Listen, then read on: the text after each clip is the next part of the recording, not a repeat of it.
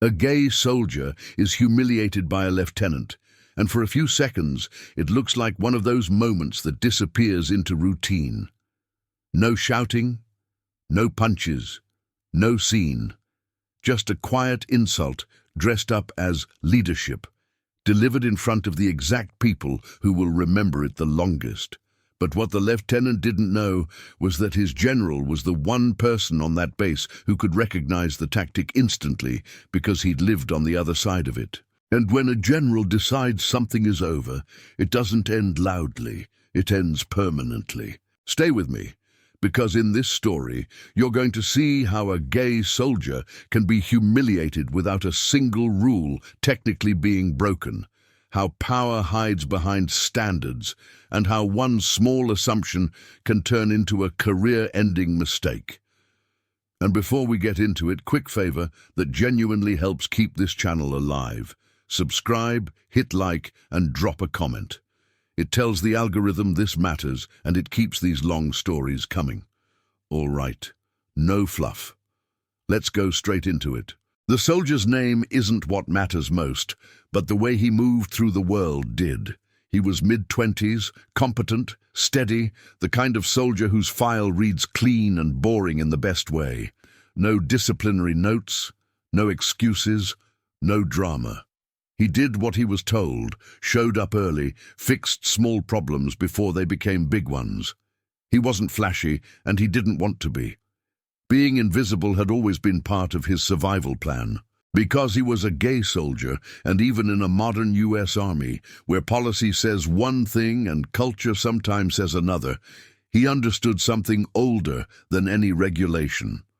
People don't always attack what they can prove.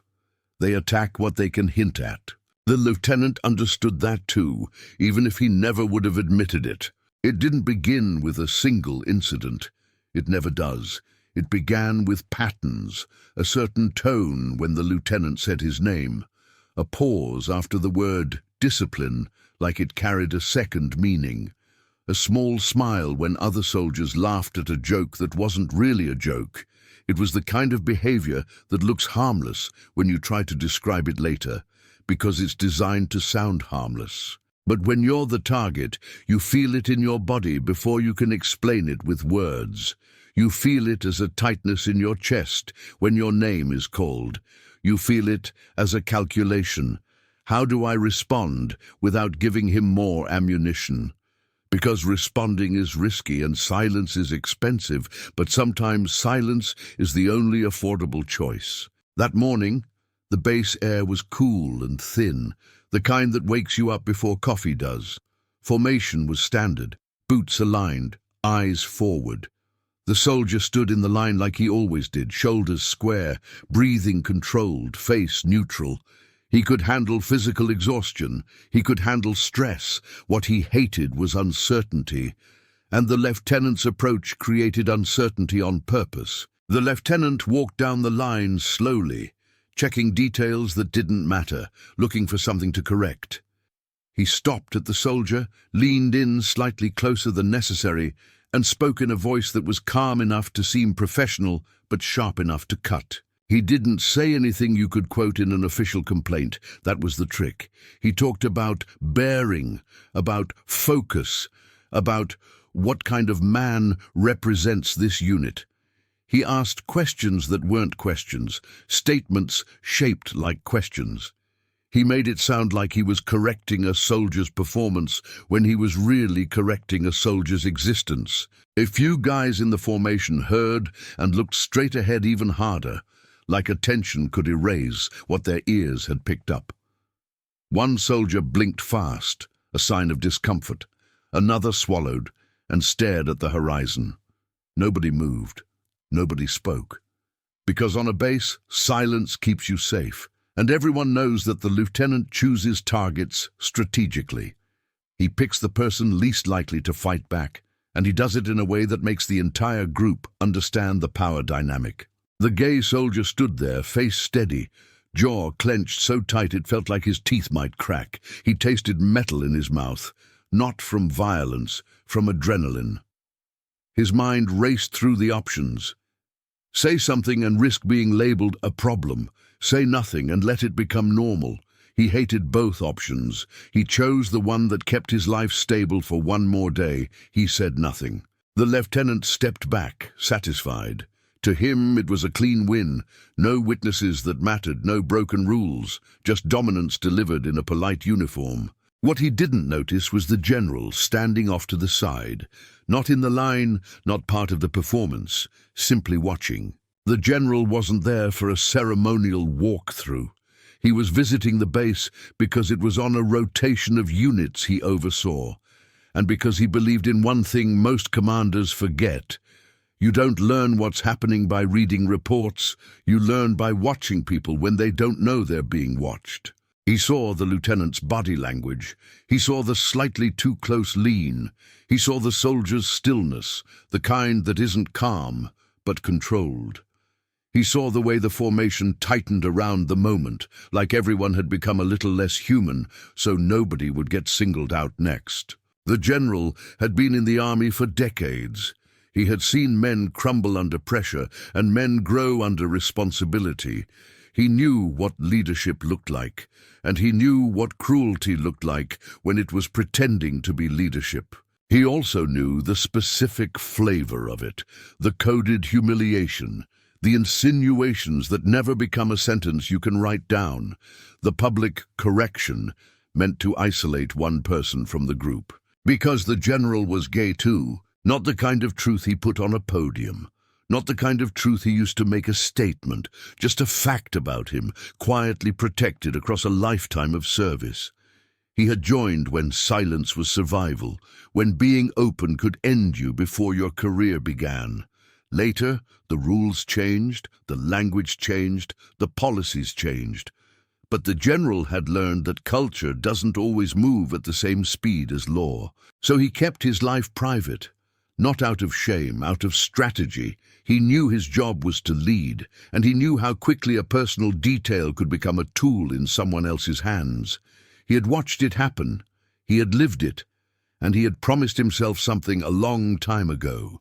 If he ever reached a position where he could stop a certain kind of cruelty, he would. He didn't march over and confront the lieutenant in front of everyone. He didn't humiliate him back. That's not how generals win. Generals win by controlling the environment where consequences happen. He watched, took mental notes and waited. The rest of the day moved like any other. Meetings, training, admin. The lieutenant laughed with other officers and acted like the morning was nothing. The gay soldier carried on too, because soldiers carry on even when their insides are screaming. He did his tasks. He kept his head down. He told himself he could outlast the lieutenant the way he had outlasted other hard things. But something had shifted. Not around him.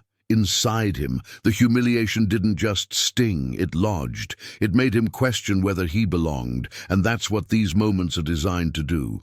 They don't have to destroy you physically. They just have to make you doubt yourself long enough that you start shrinking. That afternoon, the lieutenant got a message.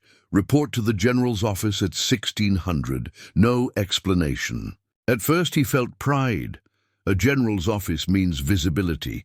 Visibility means opportunity. Opportunity means promotion. He straightened his uniform, rehearsed his confidence, and walked in expecting a conversation about performance and potential. The general's office was quiet in a way that felt deliberate. No friendly chatter, no aides hovering. The general sat behind his desk, posture relaxed, eyes steady. Not cold, not friendly, controlled. "Lieutenant," the general said, "have a seat." The lieutenant sat, still confident, still unaware. The general started where professionals start: unit readiness, morale, training standards. The lieutenant answered smoothly, building a picture of himself as strict but effective. He used all the right words: discipline, efficiency, accountability. Then the general placed a folder on the desk, not slammed, not dramatized, simply placed, like the beginning of a procedure. "Tell me about your interaction during formation this morning," the general said. The lieutenant didn't flinch. He had rehearsed this his entire career. He framed the humiliation as leadership. He described it as correcting bearing. reinforcing standards, maintaining cohesion. The general listened without interrupting. When the lieutenant finished, the general let silence sit, not as a threat, as a tool. Silence makes people fill the space with their real selves. "Do you know why I asked?" the general said. The lieutenant smiled slightly. "Because you want officers who enforce standards, sir." The general's expression didn't change. "No," he said calmly, "because I'm trying to understand why you believe humiliation is the same thing as standards." The lieutenant's smile faltered for the first time. "Sir, I didn't humiliate anyone." The general leaned back. "That's interesting, because I watched you." The room tightened. The lieutenant felt it, a small drop in his stomach, the kind of feeling you get when you realize someone saw the thing you assumed nobody could prove. The lieutenant tried to recover. "Sir, with respect, I was doing my job." The general nodded once. "Let's talk about your job, then. Your job is not to win emotional battles with soldiers under you. Your job is to build capability, trust, and cohesion." The lieutenant swallowed. "Yes, sir?" The general slid the folder slightly forward. "This isn't about a single morning. This is about a pattern, and patterns are what the military runs on. Patterns build readiness. Patterns also build toxicity." The lieutenant's eyes flicked to the folder, then back to the general. "Sir, I don't understand." The general held his gaze. "You do understand," he said. "You just don't like what understanding implies." The lieutenant stiffened. "Sir." The general raised a hand, not harsh, just final. "You used language designed to isolate. You spoke in a way that would be difficult to report, because the words themselves are clean, but the intention is clear. And you did it publicly because you wanted an audience." The lieutenant's cheeks warmed. "Sir, I was addressing performance." The general's voice stayed even. "No, you were addressing identity." That sentence landed like a weight. The lieutenant tried to deny it, but the denial sounded thinner in the quiet of that office. The general didn't need a confession. He didn't need a dramatic admission. He already had what mattered: observation and authority. "Now here's the part you won't like," the general continued. "You assumed no one in your chain of command would recognize what you were doing. You assumed the culture would protect you. You assumed wrong." The lieutenant's mouth opened, then closed. For the first time, he looked like a man realizing his own limits. The general didn't expose himself. He didn't say the words out loud. He didn't make it about his life. He made it about leadership. Because leadership is the language that carries consequences inside the system. He spoke about policy. He spoke about the obligation of officers to create an environment where soldiers can perform without fear of personal degradation. He spoke about how respect is not softness, how cohesion is not built by picking targets, how intimidation might look effective in the short term, but it breaks units in the long term. Then he said something simple that changed everything. "I'm opening a formal review." The lieutenant's eyes widened. "Sir, with respect, a formal review for what? There was no misconduct." The general didn't blink. "You're correct," he said. "Not the kind you can summarize in a single quote, which is why we're discussing pattern and behavior, not one sentence." The lieutenant tried to lean on technicalities. The general didn't let him. "You don't get to hide behind paperwork when I'm sitting here telling you what I saw," the general said. "That's the privilege of rank.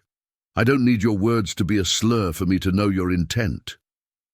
The lieutenant's confidence drained, replaced by a new emotion: fear of uncertainty. The same uncertainty he had been feeding to the soldier. And then the general said the line that the lieutenant would replay for years, because it was calm and devastating. "You assumed something about that gay soldier," the general said, "and you assumed something about me. The reason you're sitting here is because your assumptions were wrong on both counts." The lieutenant froze.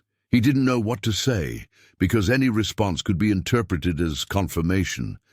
He looked, for the first time, like a man who realized the room was bigger than his ego. The general dismissed him professionally. No insults, no humiliation, just consequences set in motion. The lieutenant walked out of that office and felt the base differently. The walls were the same, the uniforms were the same, but his certainty was gone. He had lived on the idea that he could control narrative. He had just discovered that someone higher could rewrite it with a single signature. For the soldier, nothing changed immediately on the surface. That night he still went back to his room, still felt the same knot in his stomach, still wondered if speaking up would make him a target. But something subtle began to shift over the next days. The lieutenant stopped lingering near him. The sarcastic comments stopped. The corrections became normal, evenly applied or disappeared. The soldier noticed the change the way you notice weather after a storm. The air feels lighter, but you can't always explain why. There was still anxiety, because anxiety doesn't leave just because behavior changes. When you've been humiliated, you begin to expect it. You start scanning for it. You walk into rooms braced for impact. That's the hidden cost of leadership abuse. Even when it stops, it leaves residue. A week later, the soldier was called to a quiet meeting with a senior NCO, then later with an officer from Command Climate. Not as an interrogation, not as a spectacle. Questions were asked carefully. How was the environment? How were leadership interactions? Did he feel respected? Did he feel safe reporting concerns? The soldier answered cautiously at first. He had learned not to trust systems that depend on humans, but the questions were specific in a way that felt different, like someone actually wanted to understand, not just check a box. He chose his words like a man carrying glass. He didn't accuse, he described tone, pattern, public corrections. The way it made him feel smaller, the way it made him question his place. He didn't mention being gay directly because he still didn't know if it was safe, but everyone in the room understood what he meant. The review moved forward, quietly, methodically, as the military always does when it decides something matters. Statements were gathered, patterns were documented. Not everyone spoke, but enough did. Because when a lieutenant creates discomfort, soldiers may stay silent. When a general signals that silence is no longer the safest option, people start to tell the truth. The lieutenant didn't get marched out in handcuffs. That's not how most real consequences look. Instead, his path began to close. He was reassigned. His leadership evaluation changed tone. Opportunities became not available. Recommendations cooled. The kind of slow ending that doesn't create a headline but destroys momentum. And the soldier, he stayed, he trained, he kept doing his job, but inside him something started to rebuild, the belief that he could exist in that uniform without shrinking. One afternoon, weeks later, he saw the general across the base. The general was walking with other senior leaders, moving with that quiet gravity that makes people step aside without being told. The soldier's heart jumped, not with fear, with something else.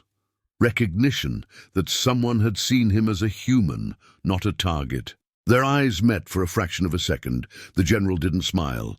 He didn't make a show of warmth. He gave a small nod. That was all. But the nod carried meaning. It said, "I saw what happened." It said, "You're not alone." It said, "Keep your head up, not because you have to prove anything, but because you're allowed to." The soldier felt something in his chest loosen, not all at once, just enough to breathe. Here's what matters about this story, and why it's bigger than one base. The lieutenant believed humiliation was a tool. He believed he could shape people through discomfort. He believed the system would ignore it because the system often does. He didn't understand that systems change when the right person decides the cost is too high. And the most dangerous thing he did wasn't humiliating a gay soldier. The most dangerous thing he did was assuming that nobody above him would understand what that humiliation really was. Because the general did understand, not as a policy, as a memory. The general had spent years learning how to survive in rooms where he couldn't be fully himself. He had watched men get labeled, sidelined, treated as jokes. He had watched talented soldiers shrink. He had watched officers confuse cruelty for strength. And he had promised himself that if he ever had the power to stop it, he would do it without theatrics, without turning it into a show, without making it about ego. That's what real leadership looks like. It doesn't always inspire cheers. It creates conditions where people can do their jobs with dignity. The soldier never became a symbol. He didn't need to. He became something better, a soldier who could look in the mirror and feel like he belonged. A gay soldier who didn't have to spend his energy surviving his own chain of command. And the lieutenant learned something too, even if he never admitted it. You can't build a career on hidden cruelty forever. Eventually, you run into someone who knows exactly what you're doing, someone who can end it with a calm voice and a closed door. Now I want to hear from you, because this is where the story becomes a conversation. Do you think the most important leadership moments happen in public or in quiet decisions where nobody claps? Drop your answer in the comments and tell me why. I read them. And if you want more stories like this, long form, direct and focused on what really happens beneath the surface, subscribe, hit like and leave a comment.